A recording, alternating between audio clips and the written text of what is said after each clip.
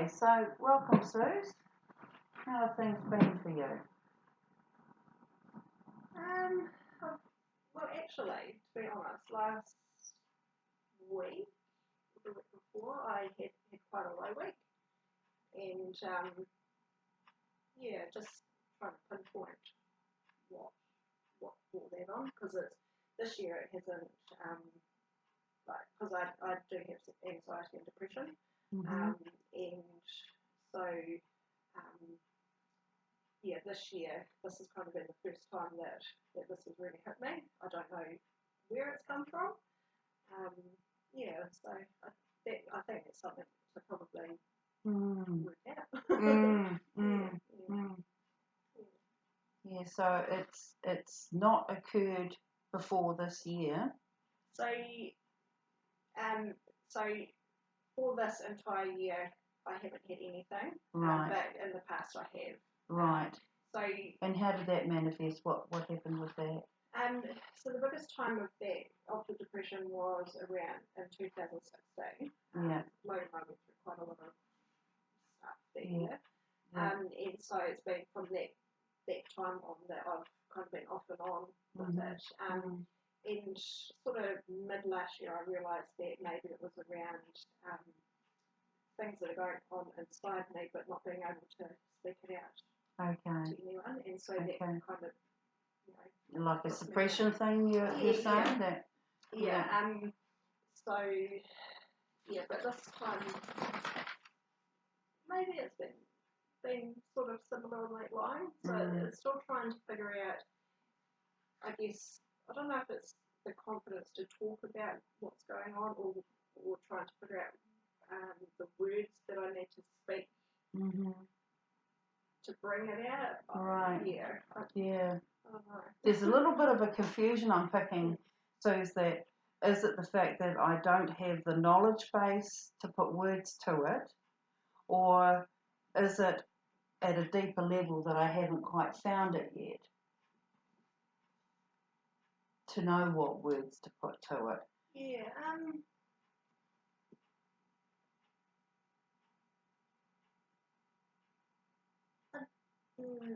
If I look at this time, probably it's finding the words Mm-hmm. to be able to speak it out. You know, if like particularly if it's within a marriage or whatever, it's the speaking it out without. Mm-hmm. I want to be able to speak it out without the fear of any repercussions or anything. And it's not that anything has ever happened for me to not be able to speak to him. It's just There's a fear around speaking and having a consequence to that speaking. Where do you think that might come from?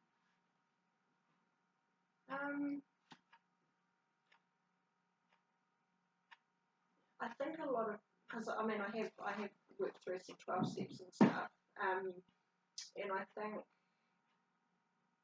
some of that does come from like that growing up, because my mum became a single mum when I was 12, and so there's a lot of trust issues that I had going through that. And I mean, I have talked about the situation before with the supervisor and all that sort of thing, but I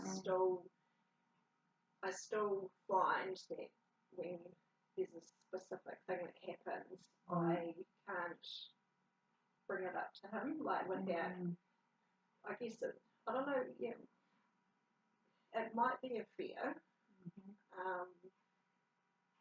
fear that I'm going to hurt him, but also how he is going to react to what I'm doing. And when someone is hurt, what would they do if they were hurt? I guess I'm just worried that it's going to ruin the relationship, I guess. Yeah. And that, I guess, and that's pretty much what it's always been like as well. So you raising an issue, whatever it is, but more importantly, the ones that are really pressing on That your deeper heart, stuff, that deep stuff, you find that you need to suppress it for fear that it could generate hold on, we'll just let the wee doggy out. It could generate a response that you don't want. Yes. Yeah, probably. Yeah. Yeah. I think, because I guess in the back of my head it's easier to not talk about it. Yeah. But then that turns into the depression, it turns into the anxiety, because I'm just, it's just going round and round and round and round. But also I think, it's trying to find the words that I can say without it coming across that it's his fault, or, I mean, sometimes it is, but it is that deeper stuff. Right. Can you give me an example of the words that you would say? Because I hear you saying that it's almost like you don't trust what's going to come out, because it could be not meaning really what you want, which could bring about something. So there's almost like I don't trust what I say. So if you could give me an example, say I've done something that is irritating you, like I left the milk out or something, and I constantly do that. How would you? So normally how I would instantly get frustrated, Right. and then start having, why hasn't the milk been put away? That's the kind of, Okay. and so I try harder not to react that way. So it depends sort of what is actually going on for me to react that way, because it doesn't happen as much as I used to, Right. react that way, but it still comes. It comes quickly. Yeah. So it's and the response is quite elevated. more on my part. Yeah. But then he'll get frustrated because I'm yelling at him, and he's like, Yeah. what did I do wrong? Yes. Yeah. So what message are you actually getting, Suze, when someone does something? Because I'm hearing it means this to Logan. I've left the milk out, sort of thing, and it means something a little bit different to you, because the intensity for you is not matching the intensity for him. So I'm just sort of wondering, where's that intensity coming from? It's milk. The So word what's that I'm thinking is control. right? The need to be in control. Okay. That has always been an issue. And so if I'm frustrated, or there's stuff going on around me or whatever, and the milk's being left out again, then that's when I'll, okay. Yeah. So does that make sense? Yes. Yeah. So I do wonder if maybe it is that. So the milk is just incidental to the overall feeling Probably. behind. Yeah. Yeah. Yeah. Yeah, because I mean, like the example of like asking him to do something, and then it gets to the point where, like, if he hasn't done it in my time, right, I'm the one that's yelling because it hasn't been done in my time, right, but he's right, about to do it to work, right. So kind of that frustration. Yeah. But I don't know whether. I mean, it could come from, like, when our boys are unsettled, or I'm not quite sure how that would.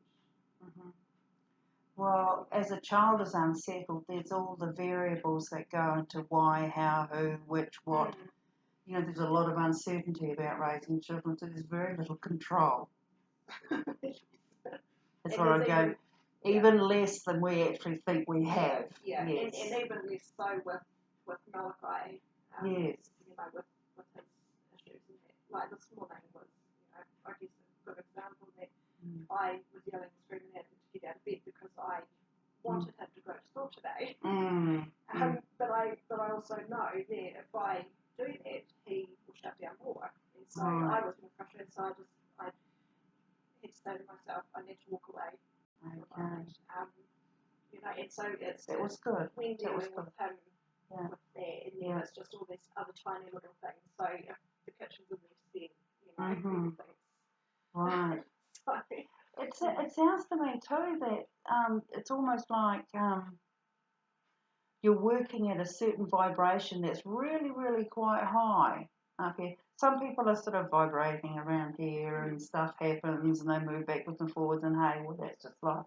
And you're a bit up here that you know, that things worry you quite a lot and that something else adds to that just a little bit and we tip Yeah. and we react.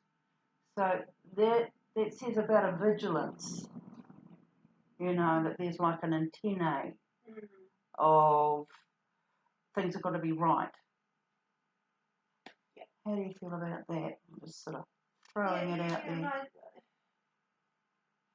yeah. Yeah, because I think that it has always been the problem is that like the feeling out of control, but wanting to be in control, and you know, so there's quite a lot of, I guess, chaos that goes on. Yes. So, yeah. And I mean, I've done worked through some 12 steps and dealt with a lot of my stuff that I've grown up with, and I've had supervision and all those sorts of things to try and work out, you know. And so leading into this last week or so, where it's kind of come back again, like it's making like I'm realising that I need to do something about it because it's been quite a while that because I've had these tools that I've been able to Are you saying that that the tools are not so much not working as that they might not be as appropriate for you now? That like for the 12 steps and the counselling and such that you've had before? Or has something else added to change that for you in your life?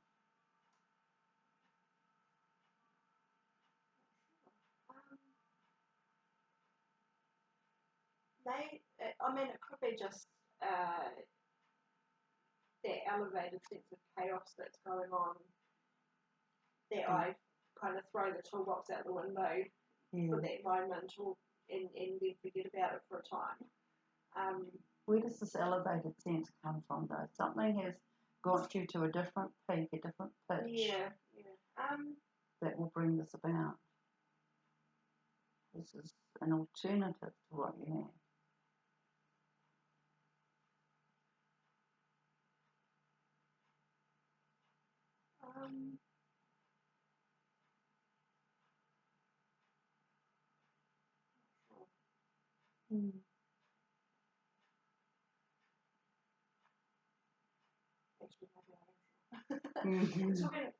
Because one of the things that was kind of mulling through my mind when I was not talking and that kind of thing, and getting that deeper, was the feeling of not being important to him. Like everything else was more important than me, and so when it comes to asking him to do something, and it's not being done because he's on his phone and talking to a friend or that was the word that had come to me for the last week. Unimportant? Just that feeling of being unimportant. And then there was one night we hopped into bed and I said that to him. I said, am I not important to you or something? And it was the way that I said it, he interpreted that I was being mean about it or whatever, and so he reacted, and then that upset me more, and so there's that cycle of not wanting to say anything because he reacted like that, and so that happened. It must have been last week, because it was it would have been last week, the week before, because it was sort of the Sunday that I was really, really low, and I even said to someone at church. I said, I've just had enough. Mm. I don't know what to do. Mm. I shouldn't be in this place because you know. Yeah. Yeah. So yeah, I guess it's around that maybe. Just the feeling unimportant, but also needing to be in control.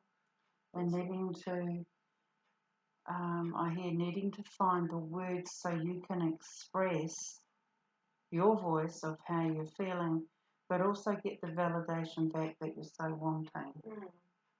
If you hear me, then you understand me. If you understand me, then we can walk together and we can solve this. But he can't hear you from what you're saying for the words that you use. He's taking a different meaning from them. Yeah, and I which think it's, exacerbates. Yeah, and I think it's my tone, the tone as well. Like, yeah, because I don't know how, like, the right words to say. I freak out, and my tone comes across as telling them off, or you know. Yeah. So, yeah. And so that just turns into a cycle, and then you know, we'll leave it for a few days, and then carry on. Yeah. Which is not good. Yeah. Yeah. And I mean, we've been married coming up 16 years now. You know, in October, and you know, surely by this point, you know. So these are your expectations. I guess so. Yeah. Yeah. Yeah. I mean, I'm definitely in a better, like we together in a better space now than what we ever have been. But it's just those little things that creep up. Yeah, and I heard you say before too, Suze, that there was almost an expectation that after all the work I've done on myself with the 12 stair pin and the other work, that why would this be happening now? How come, you know? It's like, hello, I thought I dealt with you and I put you in a box somewhere or got rid of you. That's true. Yeah. A sense of frustration and, oh, is this backwards? Is this forwards? Is this sideways? Yeah. Doing it all over again. Yeah. Square one, kind of. Yeah. 2 steps back. Kind of. Or maybe we could put out there that this is just the time for you to stop, as we're doing now, examine and go, okay, well, that went really well when I did this. That not quite so well when I did that. And just get you to write a new narrative around. I would like to speak to my husband this way, so when he hears it, we're going to chat. We're actually going to chat, you know. And my anxiety level will start to decrease. So my need to control and be in control will start to decrease as well. Enjoyment goes up. Yeah. Because it's not that I don't want to talk to him, it's just, I just haven't. Well, I guess I do know how, but it's the fear, I guess, that kind of overpowers. And I'm not, it's not that he's ever said anything or reacted. I mean, last week he reacted, but that was because of the tone that I'd had. So I get that. But I mean, he's never let me down, you know. So who has done that? Where does these messages come from? I mean, the situation is the situation. You aren't the situation. You are the person. The problem is the problem. So the problem has come from somewhere. Yeah. I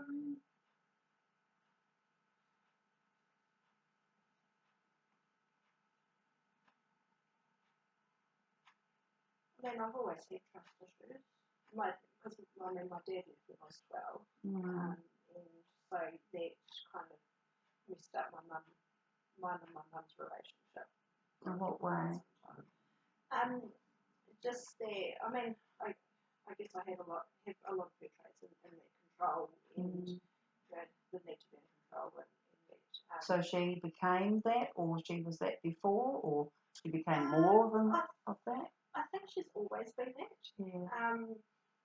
But then probably more so when my dad left because he had gone and she had brother with ADHD, and he became more violent and angry. Okay. And so she dealt with that, and there wasn't really a lot of support for him in that.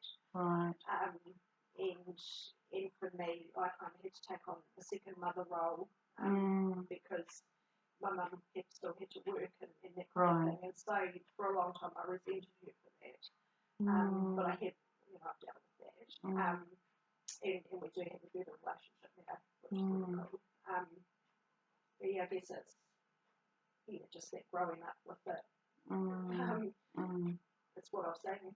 When you say you've dealt with it, describe a little bit around that. What is the dealing with your mother not being available and you taking on a role and the controlling aspect around that?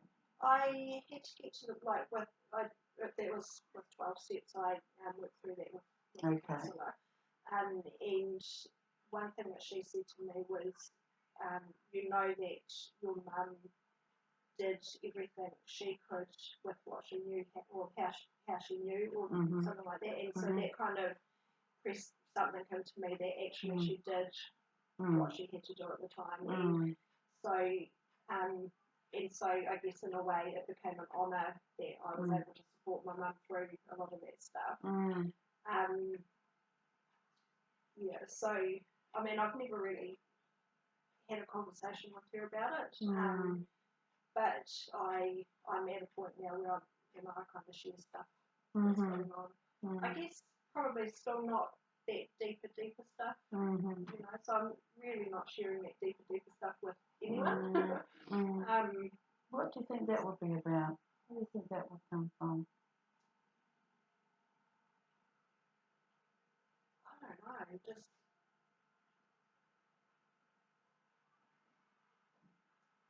I don't know. I guess just that my trust is always, with even friends or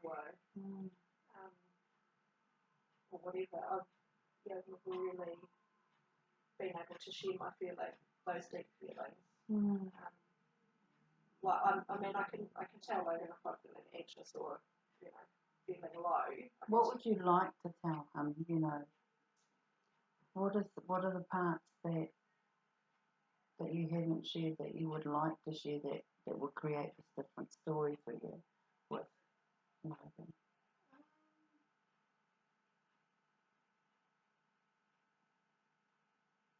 Probably mainly what's actually on top of at the time that is making me feel like I'm going low.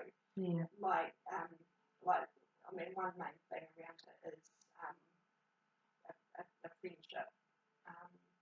With we've got a really close friend, but I still struggle with some aspects of it, and I just shut down.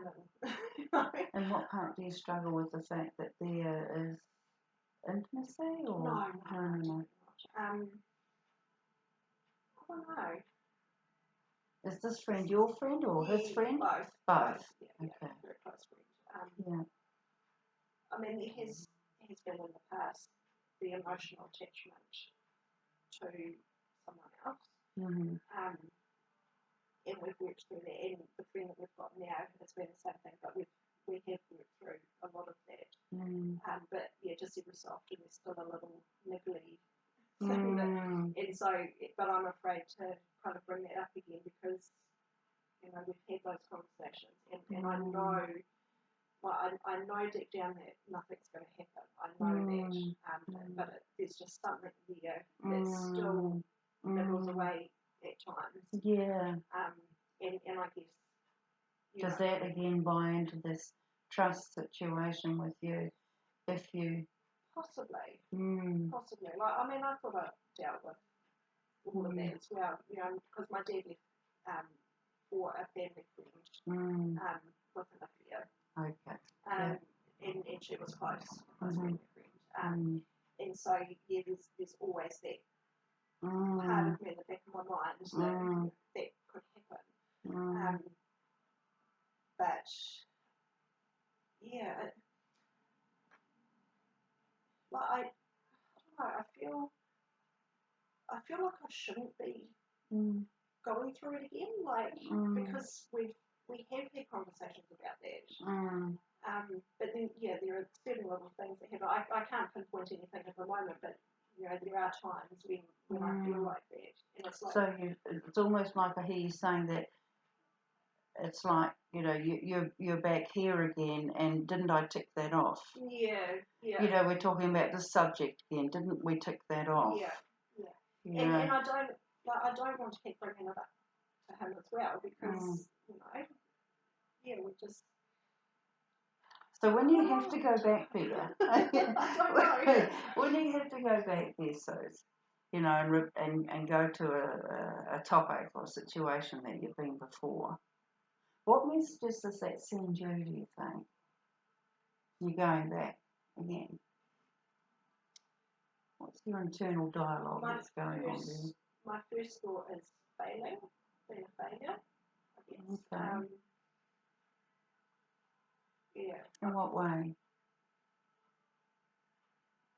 It's probably the word should. I should be this. We've worked through that, so it should look like this now. I guess my expectations and what I think other people's expectations are. Yeah.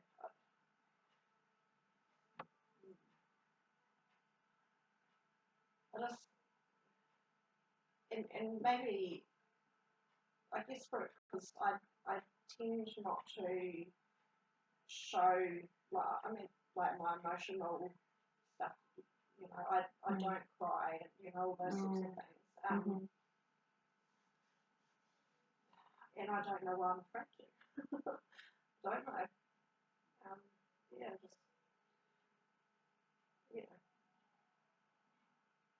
Just If you had trust issues and you were a little dog and someone called out to you, come over here and play. You didn't know that person very well, would you go over and play? Would you go to a place where you don't know is safe? If I knew I wasn't safe, I wouldn't go there. If you couldn't see what was going to happen?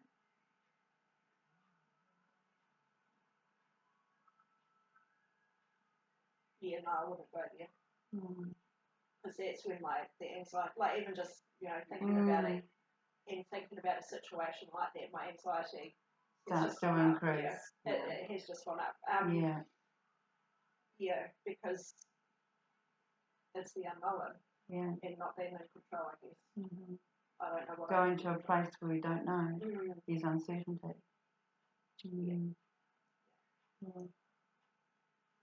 And that, I guess, it comes down to having those conversations as well. Plus, I guess because I imagine a conversation and how it's going to go, and think of all the different scenarios and all the different outcomes. And this is in preparation for if something were to happen, then I'm in control and I've got the answer for it. And spontaneity and no, definitely not. No. Yeah. I mean. How does that feel for you? If I say, let's go and do something on the spur of the moment, or how about we talk about this? Your feeling is?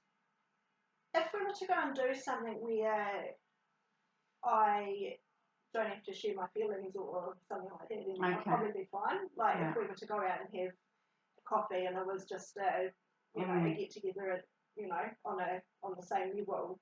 Or a group of where you could talk about all sorts of other things, but not me. Yes.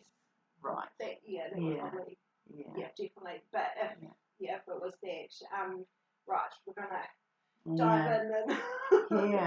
Yeah. Hence why you said when we first began, when you said to one of your parishioners that I'm in the wrong place, I shouldn't be here. Oh, so the feeling that I can't give of me, I can't give of my all. I'm holding back. The context more of that was more that I was feeling really low that Sunday. Okay. Feeling really low, and I should have just stayed home. Because I don't want to put out my low on other people either. I mean, I got through it because it was a Sunday. I had to, had to be here.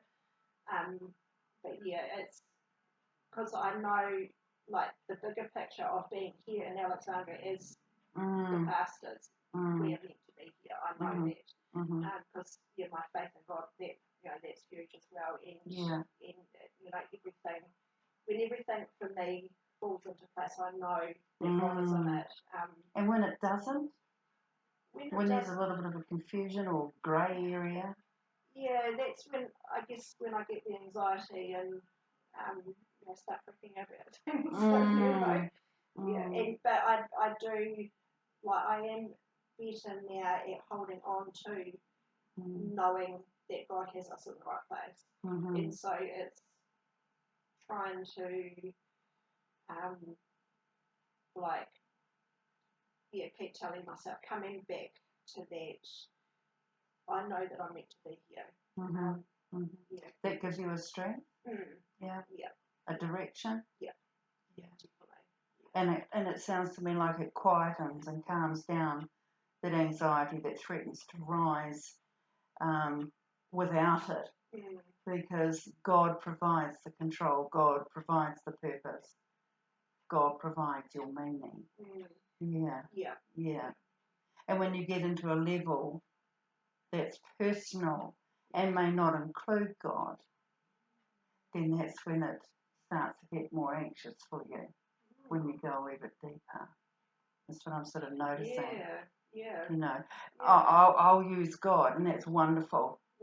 I think that's awesome. I do too. But there's also the times and the quiet times when there is, I need to think about this, I need to go deeper. Help me, God, go deeper. But you're doing the deeper. I'm putting in. I know I do put up the wall. I do, because I was thinking about that last week as well. Is that because I am going deeper with my faith, reading my Bible more, and that's been a challenge that has come to me, all that sort of thing. Right. But it's there is a wall, and because it's not just with Logan, it is with God as well. Yes. It's that. Yes. I go to that next level. Yeah. So we're saying that it's actually not situational with Logan at all, really, in lots of ways. That's what I hear you saying. It's a sense in yourself of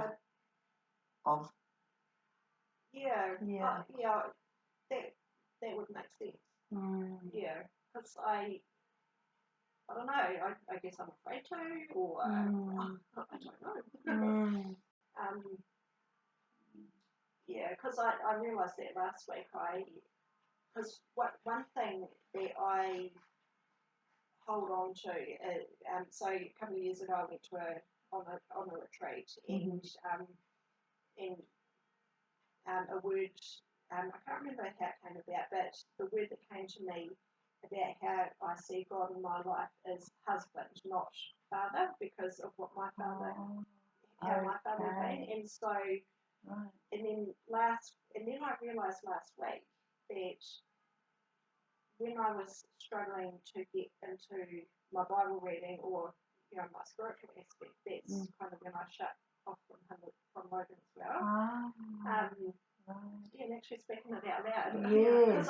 I can see the links myself. This is what you're saying. You've actually made that link between what it means to you to walk spiritually with the Lord, means also in some ways to walk away from Logan, for the fact that they almost occupy a similar space in your mind.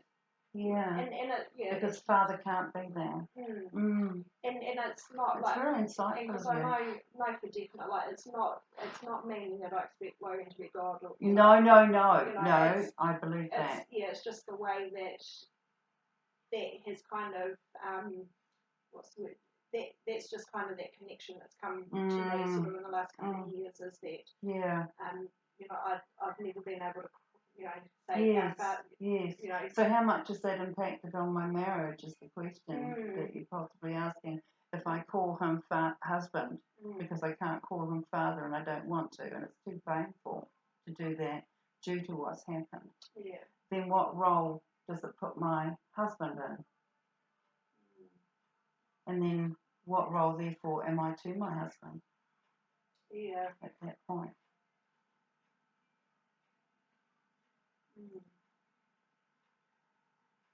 Good thought. I really should be writing this down because. Well, it's taped, and you can have a copy if you want. All right. No, I think.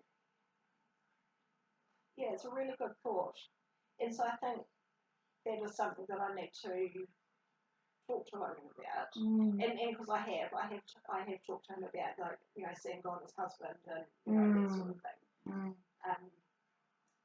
But just kind of realising that actually when I'm not spending time with God, then I'm pushing him away as well. Somehow there has been a link in your mind made between the two. And if I would sort of just throw it out there, perhaps that would be an understandable link due to the fact of what father does not and does mean to you. It is something that you have rejected a long time ago from what you're saying with what your father did. And it was also the rejection on his part as well. Like I went through a lot of rejection issues from him, from my dad as well. And so that, you know, my seeing myself in God, I've never been able to love myself the way that I know that he loves me. But when I see him as husband, because I know that he loves me, you know, that connection, it works. I've never actually, straightened that out, you know, in that way. It makes so much sense. It does. It really does. And as a biological model in our brain, it's wired to make patterns that continue to make sensible patterns from it. It's like the branches of a tree.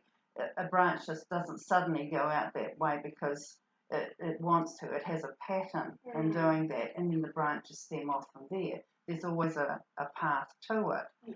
But what also doesn't happen in our brain is some new information comes in and it goes, excuse me, I don't recognise that branch. You know, what's this thing sticking off me? No. And that's where we start to question, which is what you're doing and going, oh, hang on a minute. This doesn't quite sit with me. But prior to that, we've also noticed that you have the insight to notice what did sit with you. I did respond this way because of. I did think this because of. So it's you managing a situation that's actually outside of yourself. If we think about it like that. It's generated from outside to in. The feeling of rejection that is deep within you came upon you. And now it sits within you, but it is not you. Because it came upon you. So therefore we can take it out. We can place it somewhere else because it's not of you. Does that make sense? It does.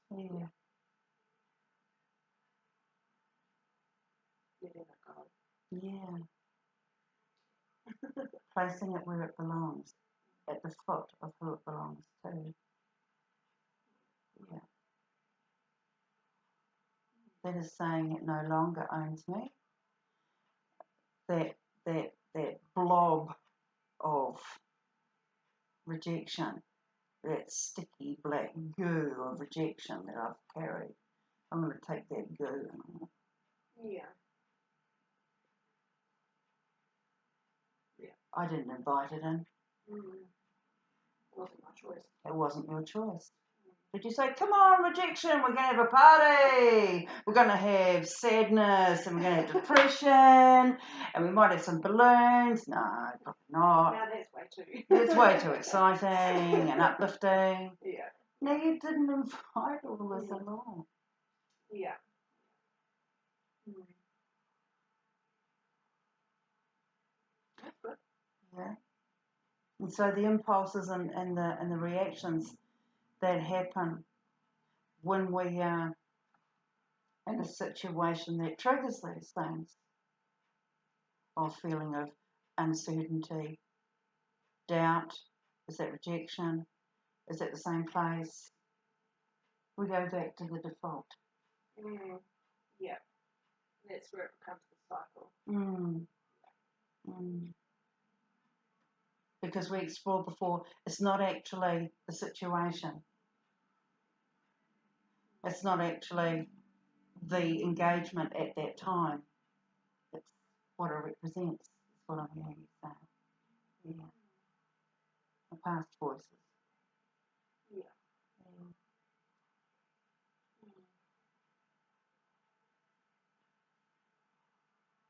You're deep in thought, aren't you? Yeah, it's helpful. And it planned on that. Yeah. I mean, it's good to be reminded as well, like, yeah, just every so often I need to figure it out. And, We have feeded clay. I mean, who ate the apple? We get it wrong. Yeah. How many times we get it wrong? And the only one that truly loves us unconditionally, truly unconditionally, is the Lord. Yeah. People will try, I'm sure. Yeah. So your expectations that I heard you saying, when you enter into the situation, are along the lines of keeping yourself okay. If this is met, and that is met, and that is met, well, everything will be okay. At that level. At that level. Yeah. Yeah. No need to go into the basement. No. Although maybe if I keep coming back doing that cycle though, maybe I need to get down there, but How do I do it? yeah, well that's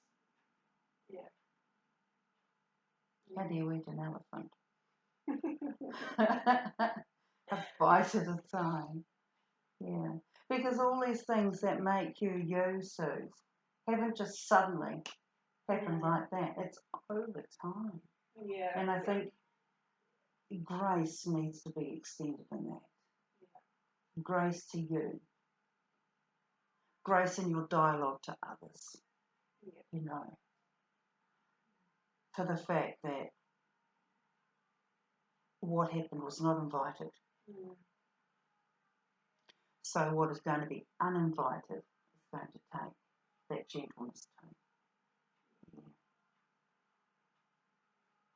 And that's the gentleness in the dialogues that you have with other people. Yeah.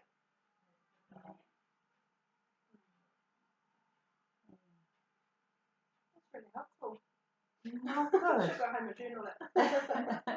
Because I do. I mean, even with my journaling, I don't write all that deep stuff that's going on. I just process it all in my mind, but I know that I need to get it out. If you say, that's right. If you say, I feel, and then put in an adjective, what would be the word that you would often use?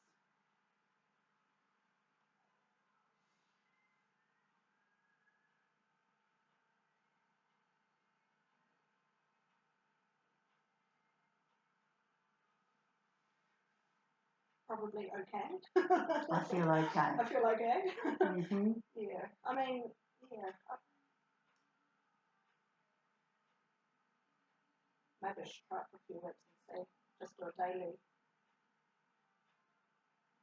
Giving yourself the grace that this is you learning a different way of being.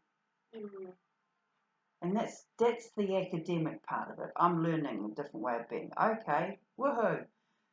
The emotional content of that is huge.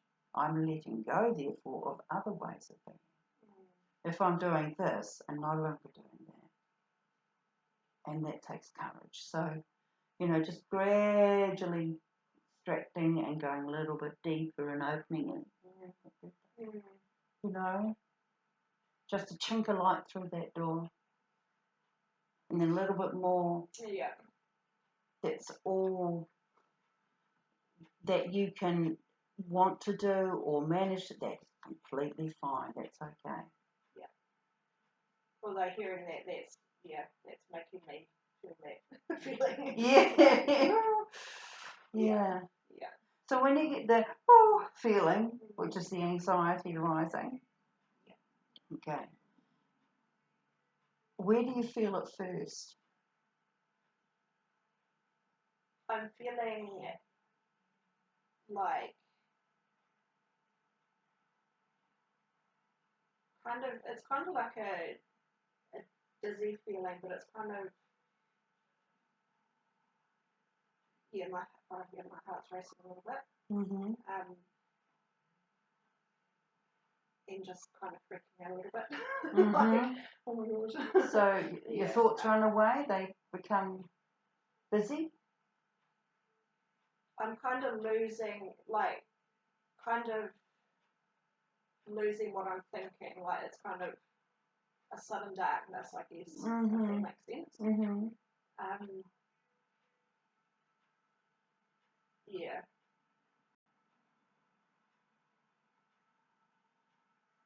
Yeah.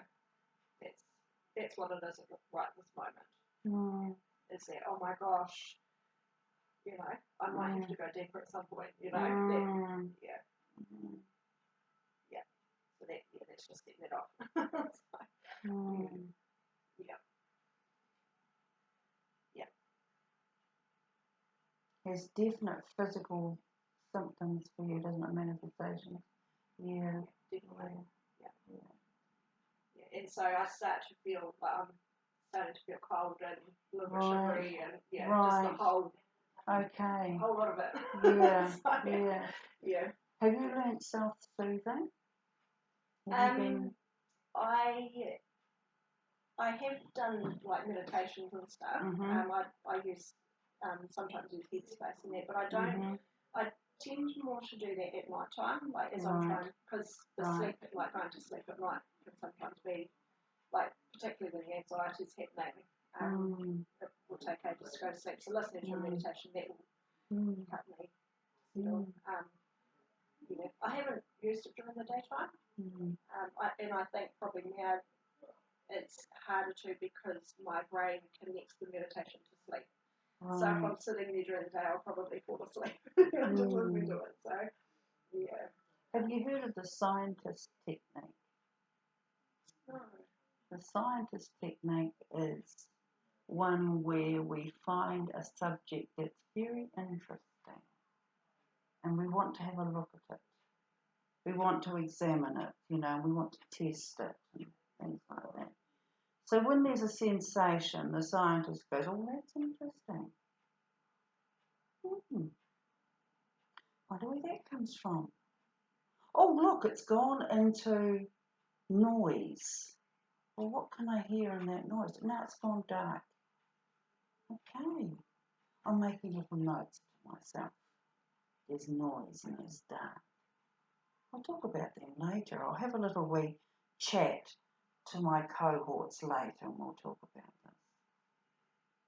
And while the scientist is looking at you, it's taking away the fact that this is highly emotional, highly somatic, highly bodily. Yeah. It's putting that all aside and it's going,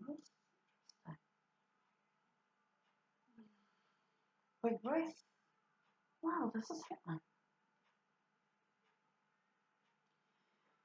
And when we get to a certain level, working with the scientist,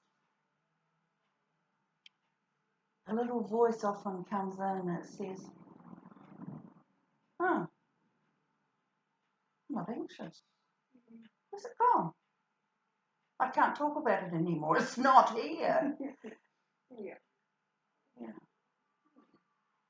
So That's a technique that a lot of people use. yeah. They go, oh, that's interesting. And they notice. And they noticed in that sort of abstract, detached, matter-of-fact way. And if you like boxes, you can put them into boxes. Oh, here comes that black. Right, I'll put it in that box. Okay. Oh, there's a sort of buzzing going on. We'll put that in that box. Where else is there? Oh, it's gone. It makes the problem, not you the problem. It takes it away from you. That trigger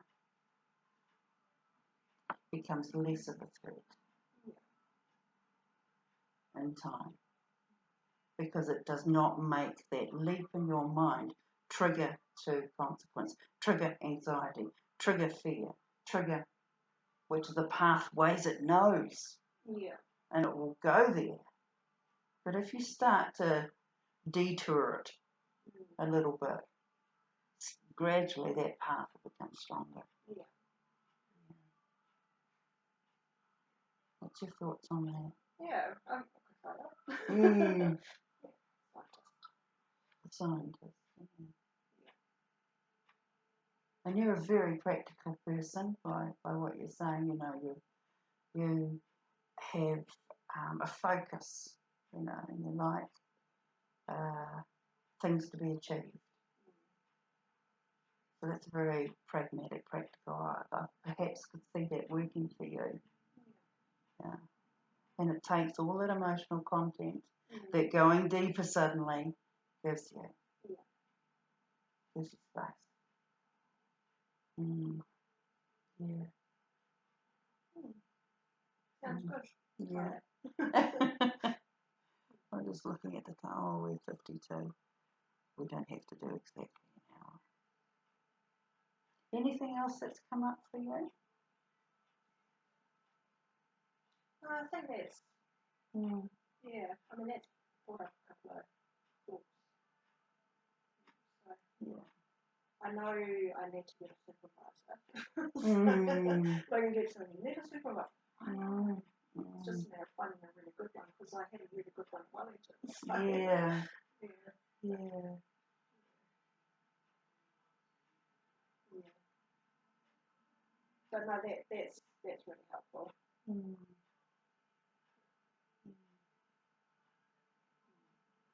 We've actually covered quite a lot, I think. Yeah. Yep. My brain's. Yeah. Yeah. And maybe next week we could see how we're going with that. Yeah, be quite interesting. Oh, yeah. This week is my busy week. Yeah, next week will be great. Yeah. Because I won't have time to do anything this week. Yes. Yeah. I think one thing that you mentioned before about somebody said to you about your mother, she did what she had, what she could with what she had. Yeah. I am such a firm believer of that. We do not have the answers and we never will. But I also believe that and have this hope for humanity that we don't ultimately go out there to make a mess of things. Yeah. You know. Yeah. And like when that was said to me, I don't know, like it took a weight off. Yeah. Because suddenly realising that it was like, oh, actually, because I'm doing that for my kids as well. Like I'm doing what I, know, how I know best. You know, and because we were dealing with a lot of stuff with our oldest, at the time. And at the time, we didn't have a diagnosis for him, so we were doing the best we could. And I see where mine and his relationship was now, and it's far better than what it ever used to be. And so it kind of made me understand that actually she did do the best she could. Yeah, and so are you. Yeah. Yeah. If you give that grace to yourself as well. Yeah, and that's taken a long time to get to that point. Yeah. That's where psychologists came in. Yes. So we got the diagnosis. Because I said to her, I blame myself a lot for the way that he is, and she said, no, you need to stop thinking that because he is the way he is because of something. He thinks differently. Yeah. It is not wrong, it's just different. And then when we got that diagnosis, it was like just this whole lot came up, and I was like, oh my goodness. Because we'd already had doctors tell us, no, it was our parenting, you know. Yes, so, yes, yeah, but yes. no, and since we got that diagnosis, we were able to learn how to cope.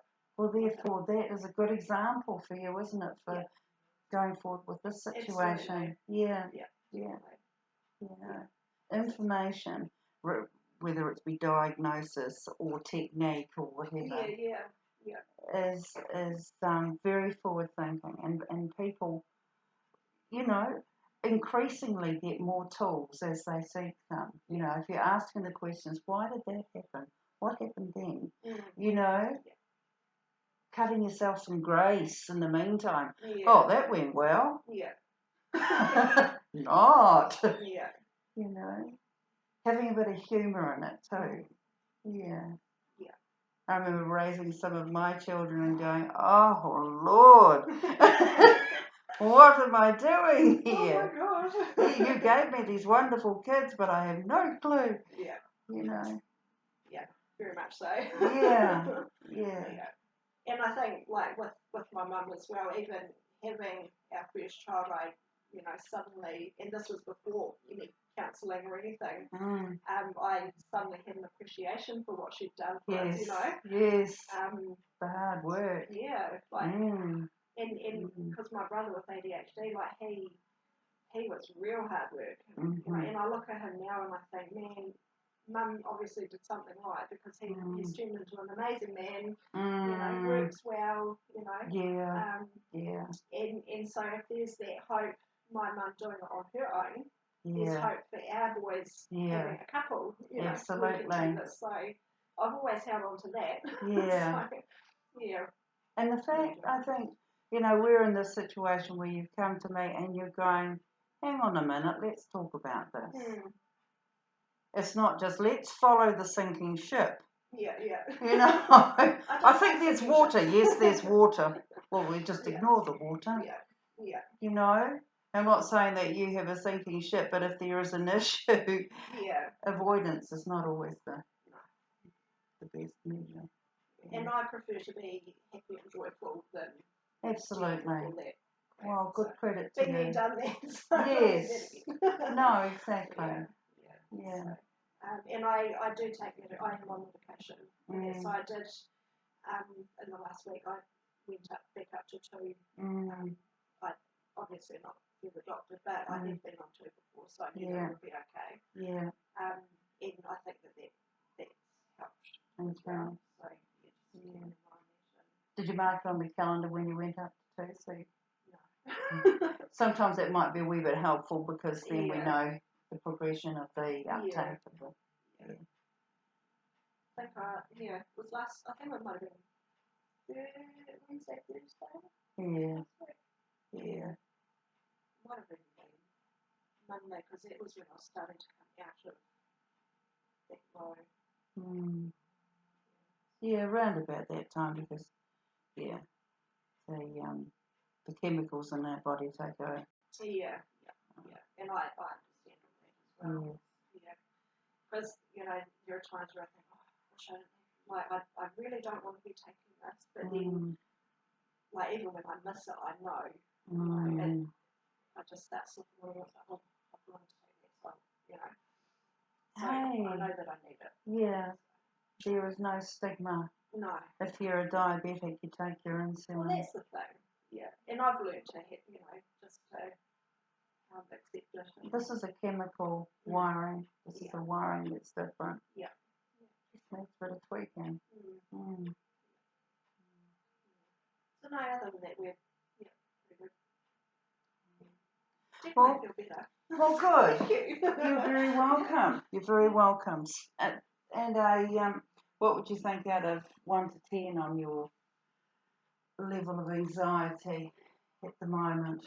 At the moment, probably like my anxiety, like it's gone back down from that little blip before. Yeah. So Yeah. it's because I mean I can go away from this thing realizing there's some connections and I can try this and Right. Good. so yeah. Oh, I don't right. need to think about the deep stuff right now. No. Yeah, no, it's, Bite of the elephant. yeah. All right. Well, that's grand. Thank you very much.